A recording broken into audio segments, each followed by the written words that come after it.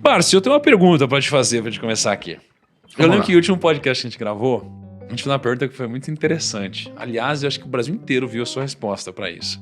Que a gente tinha perguntado assim, quanto de dividendos você fez em 2021? Isso é verdade. Né? Aí você me deu uma resposta muito bacana sobre isso. Queria te perguntar agora, nesse update, né? Quanto de dividendos você recebeu em 2022? Um pouco mais do que em 2021.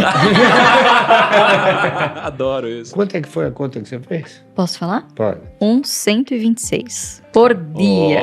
Palmas pro Márcio. 1,126 por dia. Foi uma evolução pequena, né? Márcio, meus parabéns, viu? Meus 100 mil parabéns. reais. É uma posição, Não, a evolução foi pouco. 126, você tá desmerecendo 26 de novo. Então foi 110 a mais do Isso. que... Cara, conseguimos a resposta, então. 126. Todo ano a gente precisa... Ô, Márcio, todo ano a gente precisa atualizar isso, tá? Já tava bom. Se fosse 6. Pô, 6 pau por dia. Porque ano passado a gente veio, era 1 milhão e 15 por dia. É. Agora a gente tá em 1 milhão e 126. Tá bom, né? Como estaremos em 2023? Eu não sei, a gente vai voltar aqui em 2024. Eu acho. Gente, para aí, rapidinho, vamos fazer uma conta. 1.126.000 reais por dia é equivalente a 411 milhões de reais por ano. Isso eu tô falando só de dividendos, eu não tô nem falando da carteira dele, da rentabilidade de todo o dinheiro dele. É só de dividendo, é separado isso. 24, né? Eu acho que Menos? também. Calma. Eu acho que menos também, né? Eu acho que menos. Não, mas se você quer saber... É por se a causa gente da vai tá- economia. Não precisa ser um sábio. Tá entendendo? A economia tá caminhando para trás. Então, os negócios estão diminuindo, os meios econômicos estão naufragando, tá entendendo? Você veja que os resultados são menores. Então, o dividendo, ele é o quê? Ele é produto de um resultado financeiro. Isso aqui é verdade. Então não é difícil. Não é difícil você prognosticar. Sim. As grandes protagonistas de pagamento de dividendos em 21, 22 foram as exportadoras, né? Então, basicamente commodities que agora estão num ciclo inverso, né? Então, espera-se que esse fluxo caia um pouco. Né? Mas é normal. Ô, Luiz, e pra você? Deixa eu perguntar pro seu negócio. E é por isso, só complementando, é por isso que a gente precisa substituir, tá certo? Substituir aqueles que nos pagam. Por exemplo, a Itaúsa, ela paga um pequeno, então você tira a Itaúsa e põe outro no lugar. A Sabesp também está pagando um pequeno dividendo, então você tira e põe outro no lugar. A Eletrobras ON nem paga quase dividendo, então você está tirando e põe outro no lugar, entendeu? Entendi. É isso que faz com que você atualize um pouco mais o seu recebimento. Muito bom, muito bom. Tá certo? Aí, deixa eu guiar um pouquinho aqui a direção do negócio. Assim, a gente hoje tem um cenário com a taxa de juros muito alta, perto dos últimos tempos, só que também está na iminência de cair há um tempão, mas não caiu ainda, né? Pensando, por mais que você não seja uma pessoa que olha para futurologia, né, se você pudesse dar um palpite, né, de para onde vai a nossa bolsa, pensando num cenário de taxa de juros alto e na iminência de cair, como que você enxerga o futuro da bolsa de valores aqui? Eu enxergo a coisa da seguinte maneira. Eu não costumo contemplar bolsa de valores. Eu costumo contemplar o mercado, as empresas. Eu acho que se algumas reformas na nossa tributação vierem a ser consolidadas, eu desconheço movimentos de reforma de tributo que tenham baixado o tributo. Não conheço. Cada vez que se fala em mexer em tributo é para aumentar.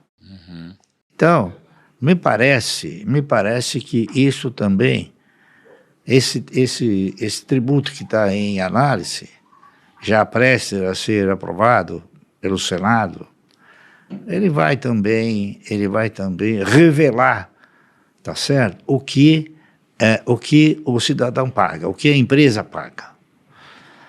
Inúmeros tributos que estão sendo acondicionados em um só, que se chama Imposto de Valor Agregado, me parece que pelos depoimentos daqueles que desenvolveram o projeto, esse valor deve chegar entre 25% e 30%.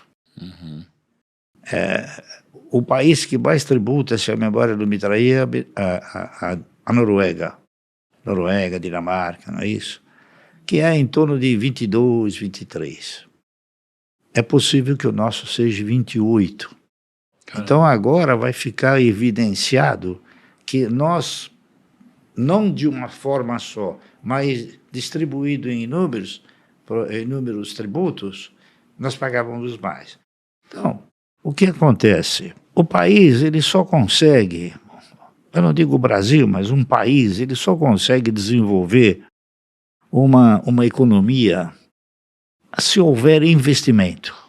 Se não houver investimento, não adianta, porque não adianta os governos desejarem distribuir riqueza se eles não conseguem gerar a riqueza. Está entendendo? Então, ninguém vai se atrever a tentar montar investimentos aqui, empresas aqui, se ele não conseguir desenvolver um produto que tenha preço competitivo. Tá certo? Então vai ser muito difícil arrumar emprego como o governo pretende. Aliás, eu diria o seguinte, há pouco tempo atrás, o governo que fala em arrumar emprego andou penalizando a fábrica da Taurus, né? Por causa de arma, etc. E saíram 400, 500, 600 empregados foram demitidos, né? Então há uma diferença entre o que se fala e o que se faz. Sim. Tá certo? Então, esse tributo que vem por aí precisa ser avaliado com muita assim, prudência, né? Porque a sensação que fica é que provavelmente, talvez, ao invés de nós cativarmos mais investimentos para o país, nós vamos acabar fazendo com que saiam investimentos aqui do país. Márcio, Essa agora... é a minha visão. Entendi. Então, o dividendo, ele resulta do quê? Ele resulta de uma atividade econômica, está correto? Existem empresas, até vou dar um exemplo. Por exemplo, a Taurus, ela produz em real e vende em dólar. Então ela tem assim uma possibilidade muito boa, né, de gerar bons resultados para distribuir para os seus acionistas. E outras também que fazem dessa maneira. A Klabin é uma delas, né?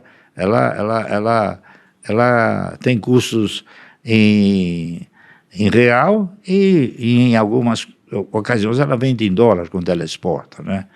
Então é muito importante para o país voltar a criar uma estrutura industrial que suporte um contingente de empregados, melhor dizendo, tá certo?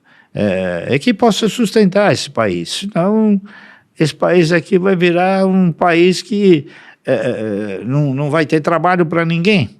Tá correto? Não vai ter trabalho para ninguém. O que nos leva de volta à discussão que você trouxe aqui no início de taxa de juros. Quer dizer, por que existe essa pressão tão grande para que a taxa de juros caia, nem que seja na marra? Porque o estímulo econômico vai ter que vir novamente via consumo.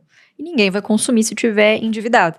Então, uma coisa leva a outra. Então, a taxa de juros vai precisar cair, então tem o programa Desenrola, enfim, que são iniciativas como o nosso próprio digníssimo presidente anunciou, que é para você fazer novas dívidas saudáveis. Né? Então, quer dizer, de novo, é um crescimento que não é perene, porque não é via investimento. Né? Então, eu não acho que é somente a taxa de juros. Eu acho que o nosso país, ele alcançou um estágio que é um estágio muito importante de ser debatido. Né? Vejam, senhores, cada vez que tem que se reajustar uma remuneração para as massas, é 2%. Cada vez que você vai reajustar uma remuneração para aqueles que não geram riqueza, é 50%. Está entendendo? Um deputado, ele não gera riqueza. Ele não trabalha que nem um operário. Por que ele ganha tudo aquilo e o operário ganha tão pouco? Essa distância de geração de renda é muito importante. Então, nós temos que rever isso aí. Nós temos uma população que ganha pouco. O consumo tem que ter o quê? O cidadão, para consumir, ele tem que ter renda. Se ele não tiver renda, não há consumo. Se não houver consumo, não há produção, a menos que você exporte. Está entendendo? Então, a questão da renda no país tem que ser revista com muita urgência. Está correto? O cidadão... E, ademais, tem o seguinte, o beneplácito que se oferece a título de benefício é menos do que um salário. Quer dizer, quando você oferece um Bolsa Família, você está dando o quê? Você está dando um instrumento de fome. Você está dando o camarada não vai conseguir, de maneira nenhuma, viver com aquilo lá.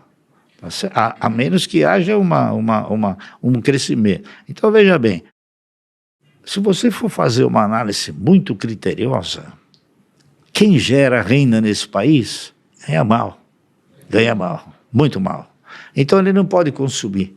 Se ele não consome, não há produção. Tá certo? Então, você tem que olhar o quê? Você tem que olhar para uma estrutura industrial que exporte. Agora, uma estrutura industrial que exporte tem que ter o quê? Preço competitivo. E nós não temos esse preço competitivo. Então, a economia está, como se diz na gíria, numa sinuca de bico. Está entendendo? O que se fala é diferente do que se faz. Sim. Essa aqui é a minha opinião.